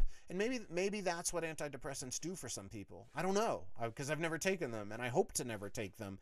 But if I start getting depressed and suicidal again, God knows I'll fucking go see, like I'll talk to my shrink now. I don't know, is a shrink just the one that gives you drugs? But I'll talk to my therapist now, my psychologist, and then say, hey, do you think if things are going wrong, I hope she would step in and say, hey, I think you might need to see a psychiatrist. Like, I'm not anti it, but I'm also not like, just like I talked about with the drugs and the chest doctor. It's like, if I need it to do a job, I'll do it. But Dr. E, back to Dr. Elliman, I complained to him about this situation, and he said, that doctor, the shrink, he's like, I don't like him. I've made my feelings known. I don't think he's great, but they need a psychiatrist here, and that's the one that they have. And he's like, he said a line to me that I had never heard before then, but I've heard used in different contexts since. And he said, when all you have is a hammer, everything looks like a nail. And he's like, that's what psychiatrists do. All they do is prescribe drugs.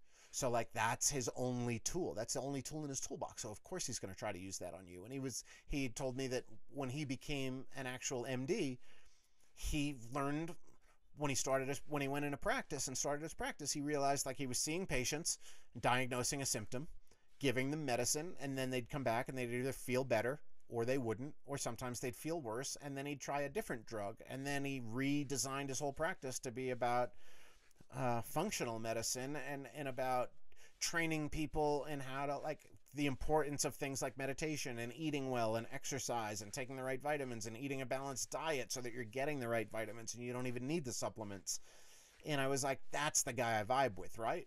And it's like vitamins for my brain are therapy, meditation, walks, exercise when possible, eating good food. And I think that's why I fell into such a funk when I got sick in the fall with the pneumonia. I let myself feel bad, and I just started eating shitty food because I was like, well, I'm sick, I can't cook, so I'll have microwave pizza, and I'll have fucking cookies, and I'll have soda, and then all of that is like, it's like a fucking snowflake that turns into a snowball that turns into an avalanche, right? It's like one little pizza turns into a fucking week of pizzas or fucking junk food of some sort, burgers, hot dogs, whatever, just anything you fucking buy and heat up, as opposed to cooking for yourself. And then it forms an avalanche. Because what's an avalanche but a buildup of too much snow without a firm, solid base under it, right? That's what causes an avalanche, is the base. It's not the snow on top of it. It's something cracks underneath, and then all the snow goes barreling downwards. And I was hit with like an avalanche of these little snowflakes of bullshit, and then I ended up in a depression in around Christmas time that really shook me to my core. And then after Christmas, you know, or right around Christmas, I pulled out of it, and then I ended up doing that, what was that fucking thing called? The Master Cleanse. And I ended up doing that for like, I don't know, 20 days or however long I went. Forget at this point. Just to kind of reset my body and then just start putting good things back into it. And I fell into another little funk after I drove the car cross country, but I pulled out of that a lot quicker, because I noticed what was going on. And then I fell into another funk a little bit when I had my next chest infection. But by that time I was like, I'm not today, Satan, you know, you're not getting me again. Like, I might not be able to fucking breathe without coughing, but I'm not gonna feed that with bullshit. And very quickly, for I don't know, well over a month, I was eating nothing but fucking like meat, salad, nuts. I wasn't eating fucking bread. I wasn't eating carbs. I wasn't eating sugar. I wasn't even eating legumes. I was just straight up fucking tons of vegetables and meats. I was like, you know, just marinating chicken and pork and coming up with all these different things. And like, I was having curries, which I guess there's some sugar in curry paste, but when you buy the pre-bottled stuff. But I've really, you know, I've come to understand those triggers for myself. And now with this knee injury, I'm like, nah, it's cool. I'm fine. Like, I'm hurt, but I'm not depressed, and I'm not going to let it take over my mind. And I think meditation has had a lot to do with that. I really can't stress it enough. And I would urge anyone listening to this to try meditation. And I'd urge you to try it without an app and start for a few minutes. Like, try to sit there for a minute, you know? Just sit there for a minute. Set a timer on your watch or your phone or whatever it is. Turn the ringer off. Put it down. Just set the timer and just sit there for a minute. And then tomorrow, try 2 minutes. And the next day, try 3 minutes. Don't put an app on. Don't put a guy in your head. Maybe if you want, right? If you want, use Sam Harris's app. Everybody I know who's used that says it's great.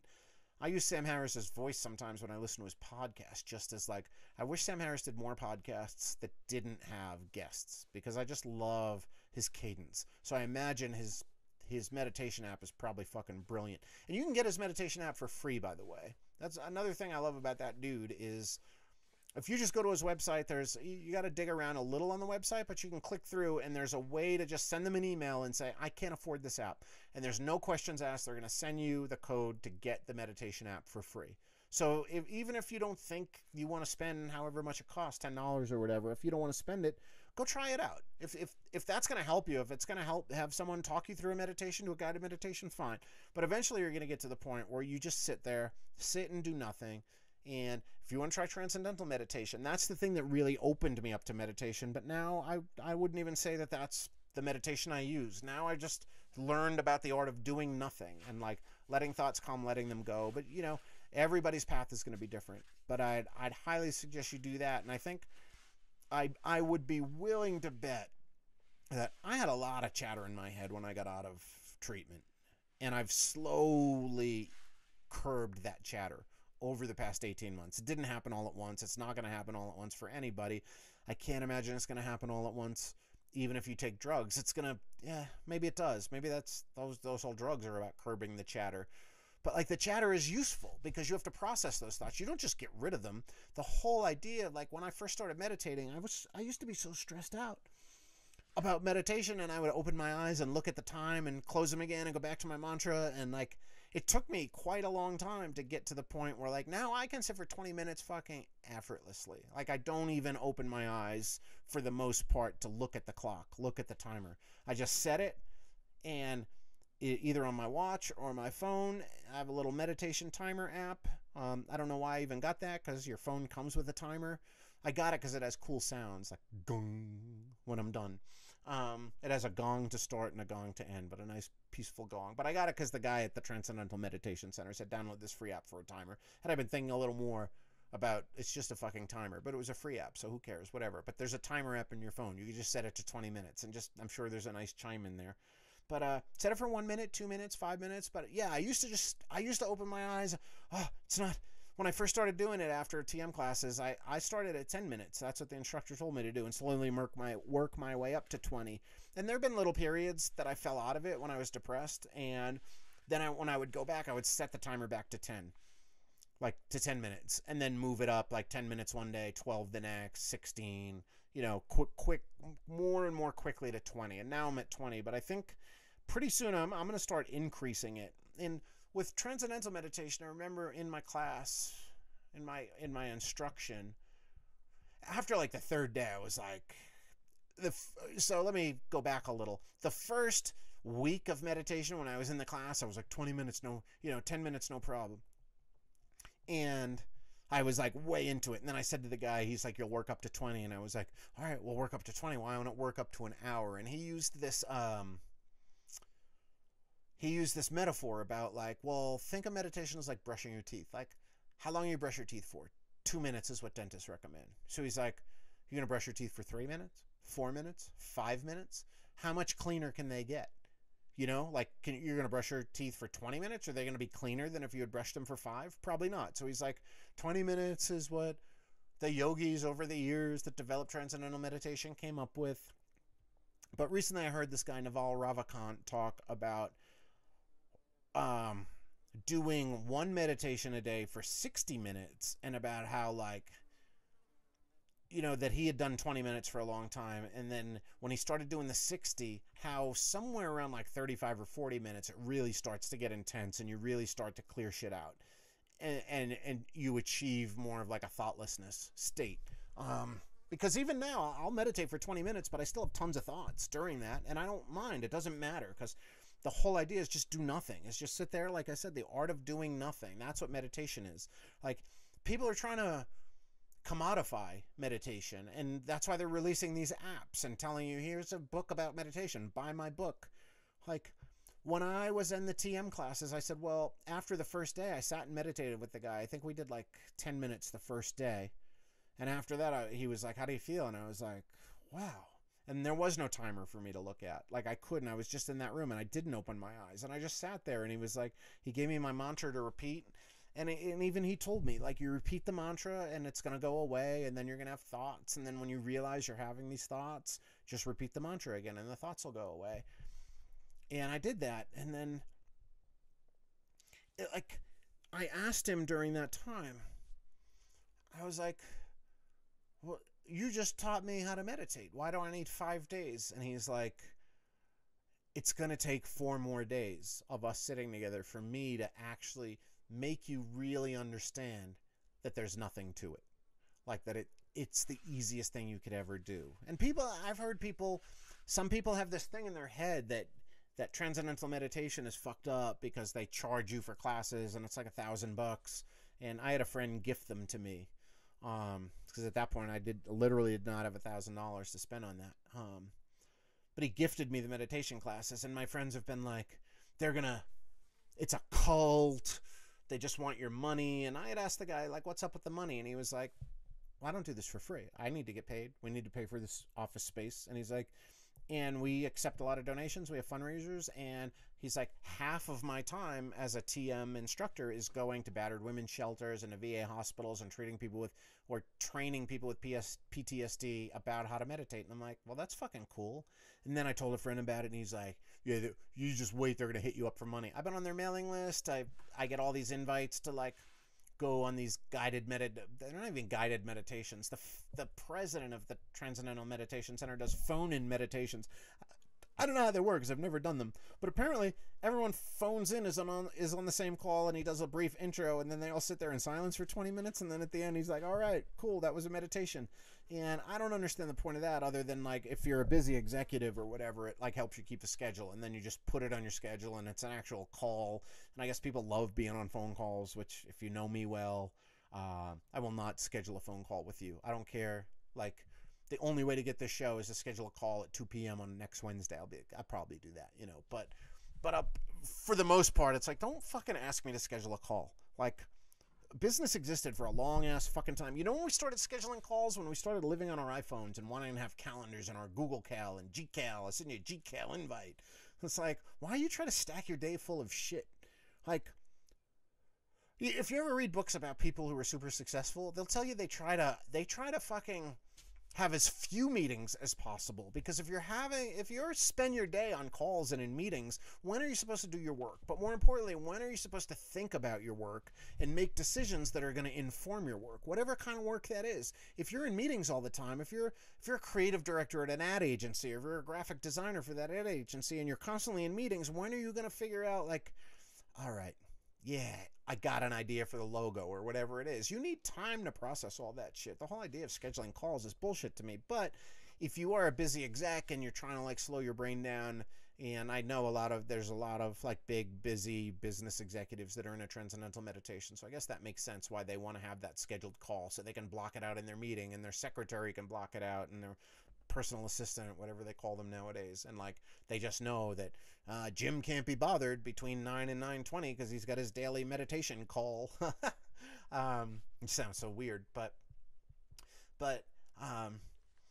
yeah. So they were telling me, like, after 20 minutes you can't, like, how much cleaner is your brain gonna get? But Mr. Navakant, in the podcasts I listened to last week, him talking about I listened to multiple different talks about him talking about meditation. One of the things I learned was that all the stuff I'm saying is also stuff that he said in some way on the podcast.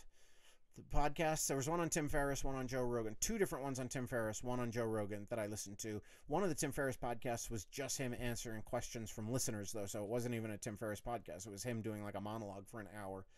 And each time he talked about how he switched up from going to 20 minutes to an hour every day for 60 days, and how that's transformed his life. And now he's been doing that for a year and a half and only missed about a dozen days in that year and a half. So that's something I'm going to work on next. But I wouldn't suggest that unless you've really gotten to the point where, like, you can do 20 minutes easily every day. And like I said, nowadays, almost every time I do it now, I set my timer for 20 minutes and I don't open my eyes until the gong goes off. And I feel like that's just helped me fucking immeasurably in so many ways, and giving me just so much more clarity and so much more information about where my thoughts are coming from, and how to direct my thoughts, and how to, in a way, how to program my thoughts, and how to make it so that I'm not having as many negative thoughts as I used to. And I gotta say, over the winter, I was a little bit in a weed. Not a lot, but a bit. And, like, to the point where I was doing it multiple times a week, just usually one hit, maybe two hits, or an edible, but like wanting to get out of my head. And I was meditating during a lot of that time, but I wasn't really effectively meditating. And I think the only way to effectively meditate is just to keep doing it. Like, I don't think, no matter what I could tell you, what you could read, how many apps you use, how many transcendental meditation classes you go to, I think they're all going to tell you it's just going to take a long time for it to kick in. And recently it's been kicking in for me. Past 2 months, probably, like, really, that I've been really I just been feeling like I'm doing it right, even though there is no wrong way to do it. I feel like it's just really, like, working for me. That's the only way to put it. But in that time too, I haven't touched weed, and not consciously. Like, I did have a puff of weed 6 weeks ago or something, even though after my last chest infection I said I'm never going to smoke anything again. But of course you're going to smoke something eventually. And, like, right now I smoke forest fire smoke, like 5 packs a day. But yeah, I just had one little hit, and, like, I don't want it. And I fully believe that has to do with the power of meditation and just cleansing my brain and cleaning my thoughts, and, like, getting rid of the junk. Just getting all those junk thoughts out, and, like, dealing with them, thinking them, and then being like, okay, I'm done. I don't need that anymore. I don't need to store that in my brain. Because your brain, all of our brains, even, Stephen Hawking's brain or whatever, brains do have a finite capacity. And most of us, myself included, choose to fill our brains with a lot of bullshit, a lot of tweets, a lot of fucking news, a lot of arguments, a lot of fucking commenting on Facebook, a lot of fucking getting mad about outrage, doom scrolling, right? Like, programming that the social media is putting into you. And I still look at social media, but I also do that way less than I used to. It's really interesting. So I would advise more people, if you're looking for calming. And I also tell you, like, if you meditate for a while and really fucking give yourself over to it and it doesn't work, then maybe it's not for you.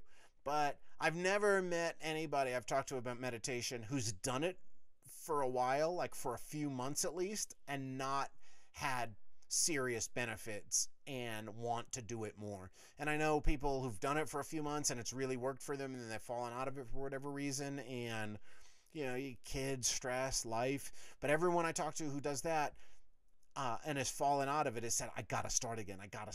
So I don't know why they don't, if it was so good for them, but that's, everybody's different, right? And obviously sometimes it's hard to find the time. It's obviously going to be hard to find the time if you've got kids and a demanding family life and also a career. But like, I got to tell you, if you could do that for 20 minutes in the morning, it's going to be way more valuable than that 20 extra minutes of sleep you got instead. And you do it right when you get up, man. You don't even have to get out of bed. A lot of days I don't get out of bed. I wake up kind of like, look around, make sure I'm awake, stretch just a little bit in bed. A lot of times I get up and pee, but sometimes I don't even get up and pee. And then I just set my timer, put it on the bed beside me, lay back, close my eyes, and that's why I fell asleep the other day, I think. But it very rarely happens, because you meditating is very different than trying to fall asleep, because you're just trying to be present in your mind, and you're trying to think, you're trying to notice if thoughts come, and if they do come, you're just trying to get rid of them and not throw them away, not get rid of them in a violent way or put them in the trash can. Just be like, okay, forget it, next. It's very cool, man. It's very cool. It's very calming. It doesn't fucking cost anything, right? Just like yoga. If you do enough yoga lessons, you can do yoga by yourself. You don't need to subscribe to Peloton or a different yoga app company. Like, it's a system of movements and poses, and you know how to hold them, and you know how to breathe. But a lot of people just need ritual. I guess people who go to yoga class every morning at 8 o'clock, they're the same people who need the call in to do their meditation. And I get it. Like, you got to be structured. Same reason people use personal trainers. You need someone's going to hold you accountable. You're going to pay for this yoga membership. You're going to pay for this class. Or it's easier, like, if you go to a different place to do it, as opposed to just doing it at your house. Or you go to a different place to do your meditation, you do it on the phone. But I don't think it's necessary. And speaking of that, I'm going to get some physical therapy on my knee, I hope. And I said to the doctor, is it possible to do physical therapy by myself? And she was like, yeah. But, like, go to 1 or 2 appointments and have them show you exactly what to do. And if you're the type of person who can do it, then, yeah, just do those exercises and just fucking make sure you do them. And you need to strengthen your ligaments and stuff so this doesn't happen again. And she said something really funny that just popped up. She was like, when she started playing around with my knee and moving it and flexing it and, like, I don't know, just jostling the things around, she was like, I don't hear a lot of noisemakers from previous birthdays in there, so that's a good sign. And I thought that was funny. Like, I was like, oh, that's where the noisemakers go. Right, they go into your creaky bones and joints as you get older. Thankfully, mine don't creak too much. And hopefully I can stave that off for a while, from power of positive thinking and meditation and more exercise and just trying to keep eating good food. And even more than good food, like I brought salads from Trader Joe's last week to work because I don't want to eat tavern food all the time. And, I'd open a can of beans that I brought and have that with a grilled cheese, as opposed to, I don't want to eat burgers every day, but like every weekend I've been there, I've had at least one burger. And like, my weight is actually, it's trending downwards. And I'm very excited about that, because I think also, along with not wanting weed, this, like, the meditation really taking hold and is making me make better choices about what I'm eating and how much I'm eating and how often I'm eating. And I think I'm just listening to my body more. It's been very unconscious, very subconscious. I've just been treating myself a lot better over the last few months, and it's great, and I gotta say, like, nothing's gonna happen quickly, right? Like, nothing happens quickly. I've said that before. Like, you're not going to lose weight quickly. You're not going to pick up an exercise regimen quickly. You're not going to fucking stop being crazy quickly. You're not going to stop being suicidal quickly. You're not going to, you're not going to pick up on meditation quickly. Like, long-term decisions and long-term planning give you long-term results. So if you want to take up meditation and you want to call me next week and say it's not working for me, I'm angry, I'm upset, like I get frustrated, it's going to happen. You're going to try to meditate for a minute tomorrow if you start doing that, and a minute might feel like forever because you're not used to it. Like, just like you're not going to bench press 350 pounds tomorrow. You're going to bench press I've tried to do some weight training over the past handful of years, and you know, I did it with my boy DJ, did it with my boy DJ Stitch, who, aka Mike McGee, but DJ's name is DJ, even though he is also a DJ, but his name is Dean Jr. So when I say DJ Stitch got his name from being a hip-hop DJ, but DJ Values, my friend Dean Bornshine Jr., his name. Anyway, both of those guys took me to the fucking weight rooms, Jersey Shore Fitness Club. And I was, dude, the first days that I went and bench press, I was just benching a 45-pound bar. And that's kind of embarrassing for a fucking 6'1", 250-pound guy to be bench pressing 45 pounds with no weight plates on it. But like, meditate for a minute, man. That's like benching a fucking empty bar. Like, you got to start somewhere. And like, it was frustrating for me too. Like, I mean, I could get 10 reps out of a 45-pound bar, but I was like, let me do that first. And like, build a foundation. You don't want to have an avalanche. You don't want to have an avalanche of injury.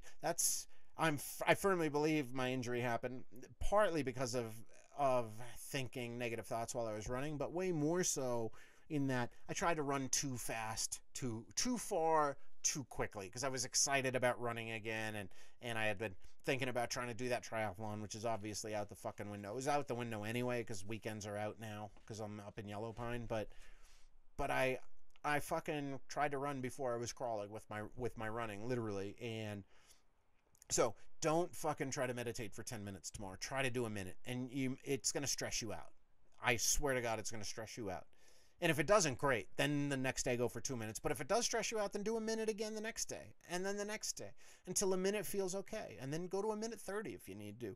Then slowly work your way up. And also, if you're not ready to meditate, that's fine too. Like, you know, it's not for everyone, and it's certainly not for everyone right now. Like, there'll be a point in your life when you decide it's something you want to do, just like comes a point in your life when you just want to reflect more. There comes a point in everybody's life, most people's life, when they want to go to therapy. There comes a point in your life when you want to, you know, stop going out drinking all the time. Like, you'll know, I hope you'll know if it's for you. And if it's not, don't force it, man. It's just going to make you angry and going to make you hate meditation if it's not for you now. Just like if you're reading a book you don't want to read, you're going to hate reading. I think that's why a lot of school children grow up to not be readers, because they're forced to read books to completion that they don't like, that they don't have any interest in, just because the teacher has them on the syllabus. And it's like, I've always enjoyed most things that I'm reading because I feel like reading. And I've always struggled most with books I'm reading because someone told me I needed to read it, or that I was going to love it, or that I had to read it. And then that's when I've gotten stuck on page, 158 and can't get any further. And it's that book Shantaram that I finished last year. Last summer. It was 950 pages. And I was like, I tried that book 10 times. That's not when I was meant to read it. So like, if you're not meant to meditate, don't meditate. It's fine. Doesn't matter. And if you're happy, fucking don't listen to anything I have to say. If you're happy and really happy and satisfied with your life, then fucking good for you. You don't have to meditate. Like, that's fucking great. I don't know who you are or how it happened, but I'm proud of you. And you should send me a message telling me how it works for you, because I'd love to hear about it. But anyway, I don't know how far I've gone in this, but I'm guessing it's probably over an hour. And it's an hour and 47 minutes. Holy shit. Anyway, I feel like I was meditating through this whole podcast. If you stayed tuned in the whole time, good for you. I have to go to the fucking laundromat and upload this shit now. Do you guys know that?